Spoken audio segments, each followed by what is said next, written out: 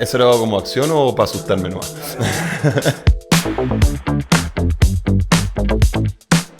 Sean bienvenidos y bienvenidas al podcast de Todo Wine. En esta conversación alrededor del fascinante mundo del vino, tenemos a la economista, especialista en finanzas internacionales y sommelier profesional, Michelle Morales, acompañada de un invitado internacional, desde Chile, Rodrigo Alonso, enólogo de la Asociación Nacional de Ingenieros Agrónomos Enólogos de Chile. Acompáñennos en este espacio donde le damos otro sabor y otro color al mundo del vino. Bueno, hola Rodri. ¿Qué tal, Michelle? ¿Cómo estás? ¿Qué Bien. tal? ¿Todo bien? ¿Cuánto llegaste? ¿Cuándo llegué? Ayer, hace unas horas, en verdad. Y bueno, ¿qué te trae por Colombia? Cuéntame. Me trae el vino, principalmente. Otras cosas también, pero el vino principalmente. ¿Y qué de el vino es lo que te trae a Colombia? No, yo vengo, trabajo en Conchitoro como wine specialist, soy enólogo. Y vengo un poco a hablar de nuestra línea de vinos de alta gama, un poco dar a conocer el mundo del vino y sobre todo lo que son vinos de terroir, lo que son vinos de lugares específicos y al final mostrar un poco lo que tenemos en Chile para ofrecer en términos de vinos de alta gama. Muy bien. ¿Y esto lo haces por todo el mundo o tienes una región específica o cómo es esto? Por el mundo, pero en realidad estoy enfocado en las Américas principalmente. O sea, de Canadá hacia abajo. Y Chile no lo veo, irónicamente. O sea, Ok, me la paso wow. viajando entre Canadá y todo de ahí hacia abajo. Ok. Bueno, tengo entendido que tú eres enólogo. Enólogo, sí. Entonces ahí está la primera pregunta importante y es, ¿qué es un enólogo? ¿O quién es o qué hace? Buena Porque pregunta. hay siempre una gran confusión. Yo soy sommelier y todo el tiempo me presentan o dicen, no, pilas que Michelle es enóloga. Y yo soy como, no soy enóloga. ¿No? Entonces, ¿cuál es esa diferencia? O sea, ¿qué es, hasta dónde llegas tú y hasta dónde llego yo? Yo creo que la diferencia, bueno, y tú la sabes mejor que nadie, pero es bien clara. El enólogo está enfocado en la parte de producción del vino, ¿cierto? O sea, en Chile, por ejemplo, para ser enólogo hay que estudiar agronomía primero y después especializarse en enología y después dar una prueba en el colegio de enólogos para, de alguna forma, tener la capacidad de después poder guiar o liderar una bodega en la producción de vino, ¿cierto? Lógicamente, con eso nosotros aprendemos un poco a degustar, pero yo creo que los sommeliers, ustedes muchas veces son mejores catadores que uno, pero nosotros nos toca probar los vinos desde que son uvas hasta que son vinos terminados, ¿verdad? Entonces, yo creo que ahí es un poco la gran diferencia entre un enólogo y un sommelier. No sé, a lo mejor tú me puedes corregir un poco, pero va por ahí. Nosotros nos gusta producirlo y tomarlo, lógicamente. Y ustedes más tomarlo que producirlo. Bueno, no, de hecho, a mí alguna vez alguien me dijo una que me gustó mucho y es que el trabajo del enólogo llega hasta el punto en el que el trabajo del sommelier inicia. Entonces, el enólogo hace el vino y el sommelier lo vende. Claro. Es quien lo vende. Pero entonces veo que en tu caso te pasaste de la franja de enólogo y te volviste quien lo vende. O sea que, Sí, ¿cómo ha sido no lo digamos de esa forma que yo de repente digo que me pasé al lado oscuro, pero no es al lado oscuro. No, en verdad, ¿Cómo sí. arrancaste? O sea, cuéntanos el paso a paso de tu vida porque está muy interesante. El paso a paso, yo nací en el vino, básicamente, más o menos. Mi familia, muy ligado a la familia, mi familia tiene viñedo en Chile, son grandes productores de destilado, de pisco y de vino pequeño y de destilados grandes. Entonces siempre ligado al mundo del vino y de las uvas, ¿ya? Entonces yo supe desde muy pequeño que me quería dedicar al vino. Estudié enología, después me puse a trabajar en distintas bodegas en Chile, bodegas algunas más grandes que otras. Después trabajé en California como enólogo también, volví a Chile, ¿En California, en qué región? en Sonoma. Sí, sí. Además, un terroir, pues como todas unas condiciones de clima similares a Chile, ¿no? Sí, muy parecido. Era muy familiar estar allá, porque el clima, ¿cierto? Todo El mar, el sí, frío de la mañana, las corrientes del Atlántico. exactamente. Del Pacífico. Eso, del Pacífico. Sí, pero sí, muy parecido. Fue buena experiencia, además, sí, aprendí harto. Y al final yo creo que es clave en la parte de enología, sobre todo en la primera fase de un enólogo, es eso, o sea, no quedarse quieto y poder conocer distintos estilos, porque digámoslo así, o sea, desde una bodega hasta una región tienen estilos distintos, entonces cómo uno va conociendo y conociendo nuevas técnicas y teniendo otras visiones de cómo hacer el vino, yo creo que es moviéndose. De hecho, si uno ve los enólogos hoy día, la gran mayoría parten haciendo dos vendimias en un mismo año, ¿cierto? O sea, parten hemisferio sur o norte y después se cambian de hemisferio, entonces van rotando. Eso me acuerdo, de hecho, había un grupo ahí en Facebook que eran como los Traveling Winemakers, que uno iba buscando vendimias en distintas partes del mundo y se puede ir moviendo. Y al final es muy entretenido. La primera parte de ser enólogo es muy entretenida porque uno viaja, uno conoce y sobre todo porque se toma vino. Obvio, y estás aprendiendo y todavía no tienes las responsabilidades si te Exacto, salió bien o mal el vino. exacto. O sea, hay responsabilidades, de a poco uno las va agarrando, al principio es más técnico, después sí uno empieza con responsabilidades más grandes. Y bueno, como se dice, embarradas, por lo general uno sí se las manda al principio. Todos nos equivocamos y nos toca recibir algunos retos. Pero creo que es parte de hecho hay muchas cosas entretenidas que parten de errores, mezclas que se hicieron de una forma como no se debían hacer y terminan siendo vinos interesantes. Pero eso, y así un poco yo creo que es como el mundo del vino, distinto a lo que se ve, ¿cierto? Porque el vino detrás de bodega no tiene mucha etiqueta como la tiene después, ¿cierto? O sea, nosotros uno ve tener que probar 100 cubas de vino en un día de vendimia común y corriente para ver cómo trabajar cada una de las cubas por separado. Entonces uno está tomando y escupiendo al suelo todo el día, o sea, muy lejos de la parte más de etiqueta que uno está... Fancy que vemos Claro, nosotros, los exacto. espectadores. Oye, y así como en el mundo de los restaurantes, cuando uno llega a un restaurante lo ponen a lavar platos y a pelar papas, ¿qué es lo que le ponen a hacer a los enólogos primerizos o Lo recién primero, llegados? sanitización. Hay que lavar mucho. Ok. Pero la cuba, nosotros antes de la vendimia hay que lavar todas las cubas y eso es con distintos tipos de lavado dependiendo del tipo de bodega.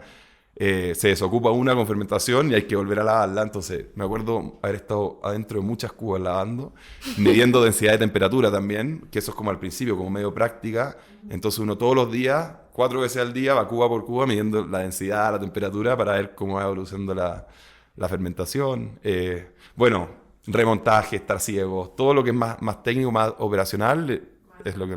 Sí. Y mientras están haciendo eso, ¿qué es lo que se sueñan el día que yo pueda, ¿no? Porque entonces cuando uno está ahí lavando los platos, uno dice el día que yo esté en el pase, ¿no? O Claro. sea, ¿cuál es esa aspiración o en qué momento se puede decir que un enólogo ya está haciendo la cosa seria? Yo creo que hay un cambio fuerte cuando uno empieza a quedarse más estable. O sea, que no sea el trabajo solo por la vendimia, porque la vendimia, convengamos que es entretenido, muy entretenido y muy activa, pero uno no termina de ver el producto 100% final. O sea, tenemos los vinos terminados, pero no siempre uno llega a la embotellación, ¿cierto? Muchas veces mi vendimia va a terminar con el vino en las barricas y yo después voy a tener que buscar ese vino en alguna parte del mundo para probarlo, ¿cierto?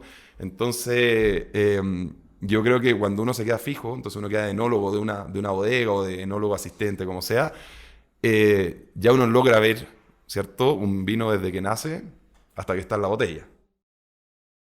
Entonces ese sería el sueño, como ver uno finalmente su botellita Sí, etiquetada y lista para salir. sí. Yo, por ejemplo, también hago productos como míos, o sea, aparte del trabajo, como que me gusta porque tener mis productos como personales, que son proyectos que no son proyectos comerciales al final, porque yo creo que si hay algo en común que tienen todos los enólogos es como una pasión medio extraña, yo creo que medio obsesiva con el producto que no se ve mucho en otros lados. Bueno, en la gastronomía, en la cocina sí, y ahí sí que se ve, ¿cierto? El mundo más de chef, pero no es algo común en los productos del día a día. Yo creo que los enólogos, por lo general, tenemos ese bichito en la cabeza que De no, científico loco, de de científico loco. experimentar Sí, y hacer proyectos raros sí. y sobre todo en Chile, ¿no? A mí me parece que Chile es de los países que más innovación eh, Bueno, tiene, ¿no? Claro, somos productores de vino, grandes productores de vino, entonces al final Sí, tenemos muchos lugares distintos, yo creo que tenemos mucho donde avanzar, menos reglas de partida, ¿cierto? Si nos comparamos con el viejo sí, mundo, el nuevo total, no, mundo no tenemos hay. menos reglas, y eso yo creo que nos hace hacer cosas muy interesantes y muy entretenidas. Mira que una vez me pasó una cosa súper bochornosa y estábamos en un almuerzo de periodistas con algún enólogo argentino y por esa época en Bogotá, y yo pienso que es más culpa como de los consumidores, era como una obsesión ya aberrante con el Malbec argentino. O sea, era como que ya tú abrías una carta de vino y era 20 Malbecs argentinos y después otros 10 vinos de otro lado. Y entonces, pues yo me atreví a preguntarle a este enólogo que, pues que en dónde andaba pues la innovación en Argentina, que Chile, y se me ocurrió No, pero compararlos con ahí Chile es complicado. Sobre y todo los argentinos que son muy pasionales. terminó muy mal. O sea, terminó muy mal la situación. Este hombre se puso muy bravo, se puso agresivo en la mesa, ¿no? Como fue horrible. Yo dije, no, este tema de la innovación nunca lo voy a volver a tocar, pero mira, se dio la oportunidad porque sí, sí me gustaría que nos cuentes un poco de eso. O sea, sí es notorio para los que estamos por fuera del negocio, pues, o de ser como tú, pues, estar trabajando en una bodega, uno sí ve que en Chile pasa de todo. O sea, las regiones, los terroirs, todo lo que uno ve, por ejemplo, estas, lo de las microparcelas, la biodinámica, las cepas autóctonas, la cepa país, todos estos vinos con cepa país. O sea, sí hay mucha innovación. ¿Qué piensas tú que los hace un poco distintos a otros países más estáticos que hasta ahora, como Argentina, está uno empezando a ver cosas así con, no sé, los Zucardi o Pereretti o Claro, empezando a ser, Vigil? sí, pero en realidad yo creo que es un poco lo mismo en Chile, porque todo lo que tú estás diciendo, si bien hay cosas que son innovadoras, yo creo la innovación está mucho en el buscar, ¿cierto? Buscar un lugar nuevo, buscar un estilo distinto, que de nuevo, como te decía antes, nosotros en el Nuevo Mundo no estamos tan encerrados en términos de legislación, entonces podemos jugar un poco más, pero hoy día algo que está muy fuerte, que es lo que tú dices, que es rescatar al final. Nosotros estamos hoy día rescatando cultura antigua, por ejemplo, la cepa país. La cepa país es la primera uva que se plantó en Chile, o sea, tenemos viñedos de cepa país de más de 400 años, que eran para vinos de volumen, originalmente eran vinos de misa, eso. Y hoy día la innovación está en cómo hacer vinos de alta calidad de estos viñedos antiguos, de estas cepas que nunca fueron miradas como, como variedades productoras de vino de alto nivel, ¿cierto? Entonces hoy día, con los momentos de cosecha, o sea, siendo preciso, buscando estilo, buscando ya sea, por ejemplo, frescor, o sea, no sobremadurar las uvas, o buscando lugares específicos con estos viñedos antiguos, estamos logrando estilos que antes no existían. El estilo de la cepa país antiguamente era todo el mismo, no era un estilo de vino fino, ¿cierto? Y hoy día creo que lo que estamos haciendo es rescatar estos viñedos y mediante la innovación, como dices tú, darle un vuelco. Y sí, mostrar que podemos hacer grandes vinos y grandes cosas con estas variedades que antes era impensado hacerlo. Yo siento que tiene algo que ver también como con el ADN del chileno, ¿sabes? El Chile es. ¿Cuál es el ADN del chileno? Pues porque Chile finalmente es como un país de primer mundo en un continente que, pues en el sur de América, que no hay primer mundo. O sea, y uno va a Chile y Chile es otro cuento. O sea, las autopistas, la infraestructura, ¿no? O sea, pienso que Chile tiene un ADN un poco más de primer mundo con una visión de negocio distinta a la de la región. Sí, eso Y totalmente. pienso que eso, como que sí, están ustedes Sí. Bueno, nos obliga también, o sea, en el mundo del vino, y sobre todo, ahí yo creo que hay que separar lo que son las grandes bodegas, ¿cierto? Que de hecho me siento afortunado de ser parte de una hoy día por todo el trabajo que ha hecho y lo que le ha aportado al vino chileno, ¿cierto? Pero por lo mismo, si es que estamos en una bodega grande, yo tengo la suerte que me dedico a todo lo que son los vinos de alta gama, entonces donde sí estamos, vinos de terroir, ¿cierto? Donde quizás es una línea un poco más tradicional muchas veces del vino, pero está también el foco comercial. O sea, si uno quiere mantenerse en la industria, Claro, hay que estar innovando. toca vender. Y ahí uno va a ir sacando productos distintos, ¿cierto? Hay que estar siempre, yo creo, un poco como a la vanguardia, porque si uno se queda estancado, es fácil quedarse fuera. Sí. Oye, y cuéntanos un poco cómo es la vida, un día en la vida de un enólogo. O sea, en vendimia. En Y vendimia, otro en no vendimia, porque uno dice, bueno, y cuando no hay vendimia, ¿qué harán estos hombres? claro, siempre dicen, no, si no trabajan. Sacada la vendimia y ya no trabajan. En vendimia, ¿cómo No, en es? vendimia, de verdad, muchas veces no, si es que no es todo, es estresante. Te tiene que gustar, yo siempre digo, hacer una vendimia, si a alguien no le gusta el mundo del vino, o sea, no lo hagas. Porque es poco sueño, muchas horas de trabajo y trabajo contra el tiempo, trabajo con estrés. O sea, hay que saber trabajar presionado. Porque si yo quiero hacer un buen vino, ¿cierto? Te comentaba, hay que cosechar la uva en un momento específico. Y ese momento puede ser las 3 de la mañana. O sea, más que sí, sí, porque hay variedades que nosotros hoy día estamos cosechando de noche, pero más por el hecho de que la uva esté fría y que se mantenga fría desde el viñedo hasta la bodega, ¿cierto? Pero también es un día, entonces yo tengo un rango de 1 o 2 días donde quiero cosechar este vino porque está con ese perfil, entonces la bodega no puede parar, o sea, la planta no me va a esperar, no se va a sentar a decir, no, si no te preocupes, tú terminas de usar esa cuba y cuando termines de usar yo voy a estar lista, no es así. Entonces hay que ingeniársela, hacer movimientos de uva, hay que trabajar de noche, o sea, muchos días de 16 horas de trabajo existen y eso es dependiendo de la bodega, dependiendo de la zona, pueden ser concentrados desde 2 meses hasta hay lugares que son 6 meses de vendimia, cuando uno trabaja con muchas variedades, ¿cierto? Entonces al final es eso, estar siempre pendiente. Yo digo, cuando uno trabaja con organismos vivos, ya sea las plantas o el vino en fermentación, ¿cierto? Las levaduras, nunca te esperan, o sea, ellos no hacen lo que uno le pide, al final uno tiene que estar atento a cómo trabajan ahí las levaduras, lo que están haciendo. Si se me paró la levadura, la fermentación y tengo que reactivarla, por ejemplo, o se me subió la temperatura de una cuba y se está apurando mucho y esto me produce aromas que yo no quiero, o sea, no deseado en el vino.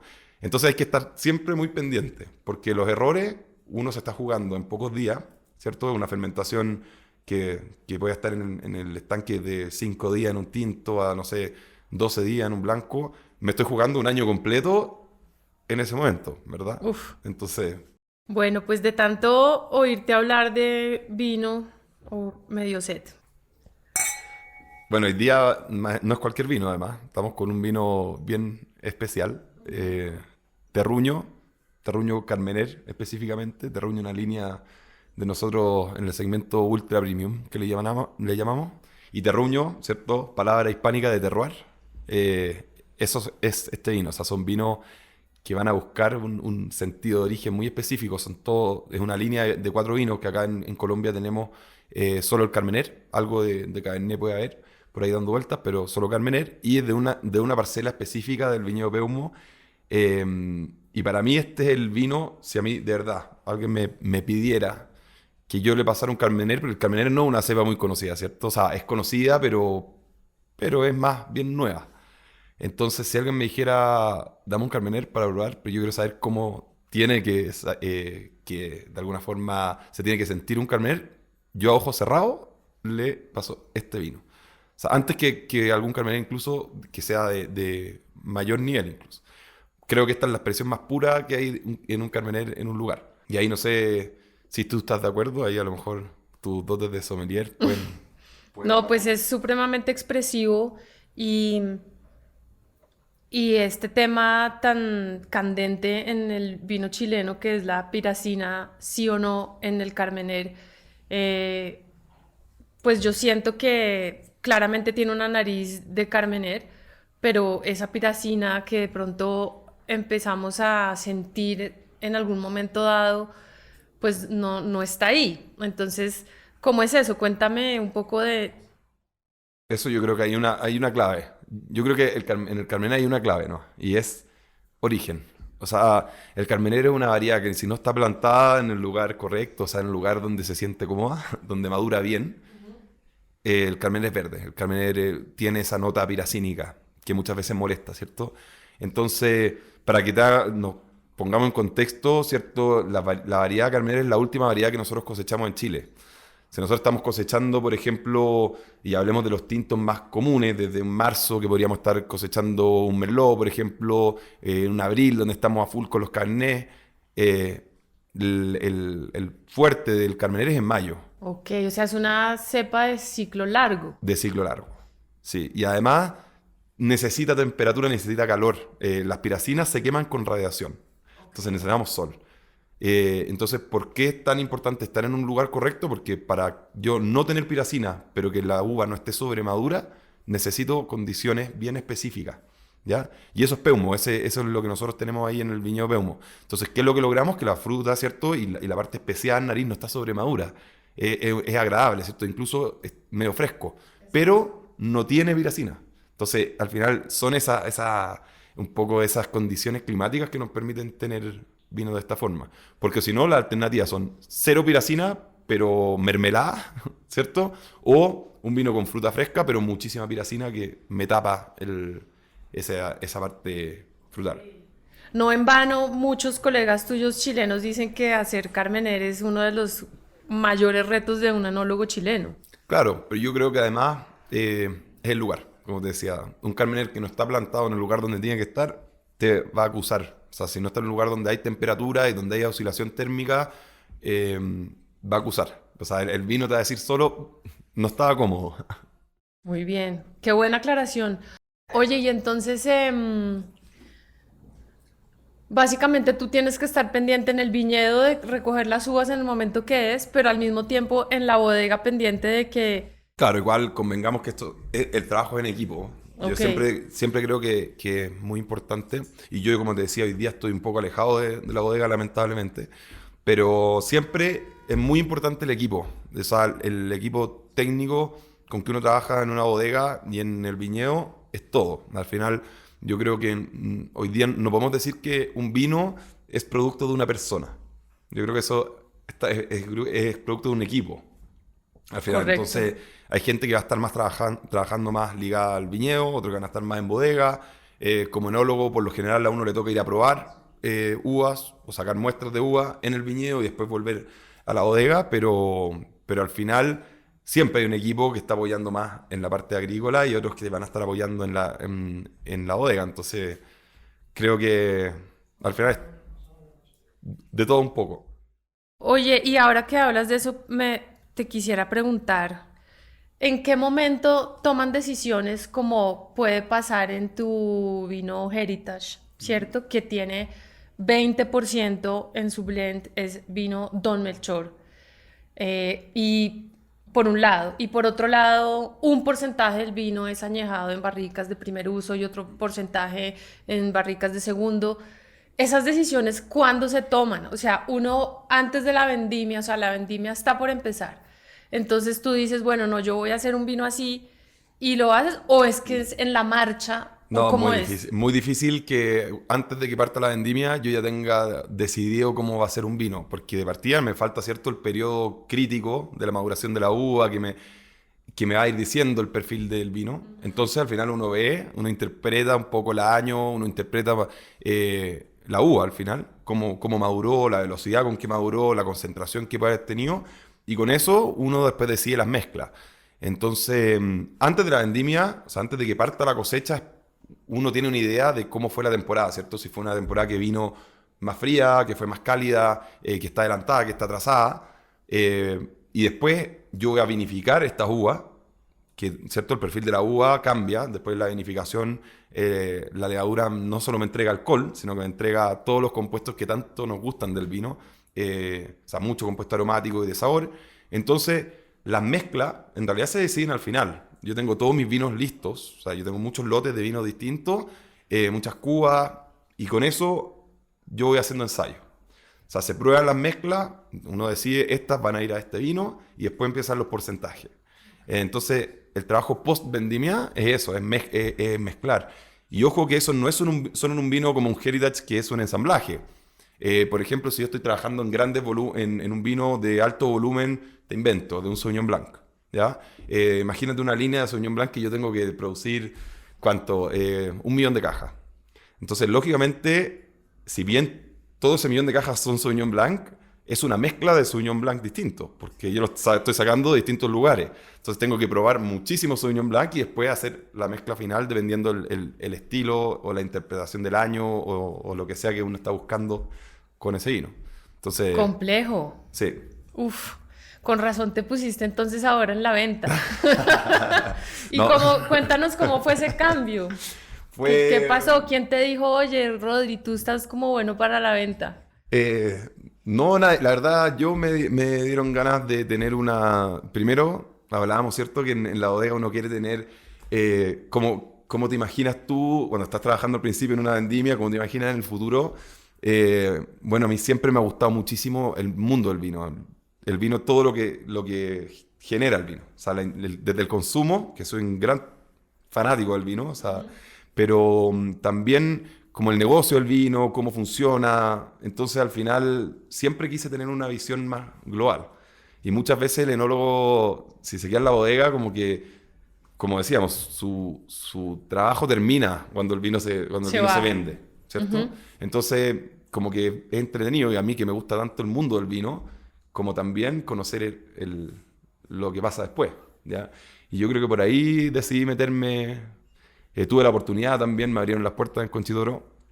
Eh, Creo que ahí también les gustó un poco lo que yo había hecho, la experiencia, que ni siquiera solo vino. Estuve trabajando en Coñac también, por ejemplo, en destilados y en los distintos lugares del mundo, que les gustó como ese perfil para poder posicionar los vinos y mostrar en verdad el gran trabajo que estamos haciendo en el mundo. Porque ahí está el lado B del Nuevo Mundo. Decía, el Nuevo Mundo tenemos menos reglas, ¿cierto? Pero es muy difícil también posicionarnos. Porque, o sea, hoy día nosotros entramos a mostrar nuestros vinos junto con los vinos más prestigiosos del mundo que vienen existiendo hace cientos de años, ¿cierto? Entonces, ¿cómo yo le explico a alguien así rápidamente por qué comprar un Don Melchor cuando él es un tomador histórico de Burdeos, por ejemplo? Entonces, ¿cómo yo le explico que en Chile tenemos ciertos lugares, ¿cierto?, donde la producción de esas uvas da vinos extraordinarios, ¿cierto? Entonces, eso es un poco parte de mi labor también del día a día, que es la parte que me gusta más porque es más científica y en la cual yo creo que tengo más pasión y más... Y para eso soy bueno. Siempre fui muy estudioso desde la universidad. Entonces, todo lo que es más científico, todo lo que es más... me gusta. Me caigo un poco en lo romántico, eso sí, de repente. Me dicen que me falta un poco, pero bueno. Buenísimo. Oye, ¿y quién es tu audiencia? ¿Quién es mi audiencia? Sí, hoy en día, ¿a quién le hablas tú? ¿Cómo? ¿En qué sentido? Tú vienes hoy a Colombia o estás acá en Bogotá, Al que quiera escucharme, ¿no? al que te quiera escuchar, ok. Sí. A consumidores, No, a sommeliers, sí, por lo a- general yo me toca bien transversal, porque parte de mis labores van desde gente ya sea distribuidor, ¿cierto? Puede ser capacitaciones a clientes, a cuentas, ¿cierto? Y también eventos con consumidor final, que muchas veces tipo wine dinners, cosas así que son más Qué distendidas, aburrido más tu entretenidas. trabajo, qué jartera, pobrecito, Rodri. Pero se toma buen vino, eso es Lo lo más lamento. importante. Mira que a mí siempre me dicen eso, que pobrecita yo que quejarte era mi trabajo y como que... Y ahora que te oigo a ti, estoy sintiendo eso, como, Pero hey, qué es buen similar, trabajo. ¿viste? Viajando por el mundo, dictando catas, tomando el portafolio premium de tu bodega. Y siempre probando vinos de todas partes, además. Yo creo que eso es importante. Y eso, además, a uno me hace darme cuenta que realmente tenemos, en Chile tenemos vinos extraordinarios. O sea, de verdad, eh, esa concepción que muchas veces tienen que los vinos chilenos no son de categoría mundial es totalmente equivocado. Yo creo que en Chile tenemos, por un lado, el potencial y creo que ya llegamos al potencial en ciertos vinos muchas veces para mostrar que somos productores de vino que no tenemos nada que envidiarle al viejo mundo al final. Oye, Rodri, qué interesante. Y para terminar, antes de que te me vayas, cuéntame así rápido, ¿cómo es tu proyecto personal? ¿Qué estás haciendo? ¿Cuál es ese experimento de científico No, loco. siempre estamos haciendo cosas distintas, microvinificaciones, O sea, tienes destilados. una bodega chiquita tuya. Yo, para que te haga una idea, mis tesis fueron, por ejemplo, y totalmente distinto al mundo del vino. Mi tesis de agronomía fue producción artesanal de whisky. Entonces yo Ok. hice un manual de cómo hacer microdestilaciones, como para que la gente pueda hacerlo o a pequeña escala de negocio o en sus casas, de cómo hacer un whisky, también metiéndole un poco de ciencia para que no tengan que esperar 3 años el whisky en barrica, cómo acelerarlo un poco, cosas así. Y nos trajiste un librito de esos acá a nosotros. No, se me quedó. Se me quedó en Chile. Ah, ok, entonces haces destilados y también vino. Sí, y mezcla de destilado con vino también. Mis telas, por ejemplo. Bueno, y no me voy a quedar con las ganas de preguntarte cuál es pues ya para terminar y dejarte ir, ¿cuál es tu vino favorito y por qué? Es que no, es muy difícil la pregunta. Pero no puedo tener un vino favorito porque depende de muchas cosas. Un día puede ser uno, depende de si hace frío, si hace calor, de mi estado de ánimo. Entonces todo influye. Pero porque vinos buenos hay muchos, O además. bueno, el que casi siempre quieres tomar en un plan relajado en la casa, entre semana, sin mucha complicación. Por ejemplo, yo si soy mi vino de terraza un día de verano en la tarde, me gusta el vino bien fresco, bien vibrante, y ahí Amelia Chardonnay, que sí está en Colombia, es de mis favoritos totalmente, ¿ya? Si es que me voy a ir a lo gastronómico, que también me gusta comer mucho, ahí por lo general también puede ser vino dependiendo de la comida, ¿cierto? Algo más potente, con más personalidad. Bueno, pero lo que primero se te vino a la mente fue Chardonnay. Bueno, Amelia. salud. Salud. Gracias. Todo Wine Podcast es una producción de Global Wine and Spirits, disponible en las plataformas de Spotify, Google Podcast, Apple Podcast y YouTube. Acompáñennos en la próxima oportunidad, donde seguiremos descubriendo más de este fascinante mundo de la mano de expertos y conocedores que, al igual que nosotros, comparten la misma afición y entusiasmo por el vino.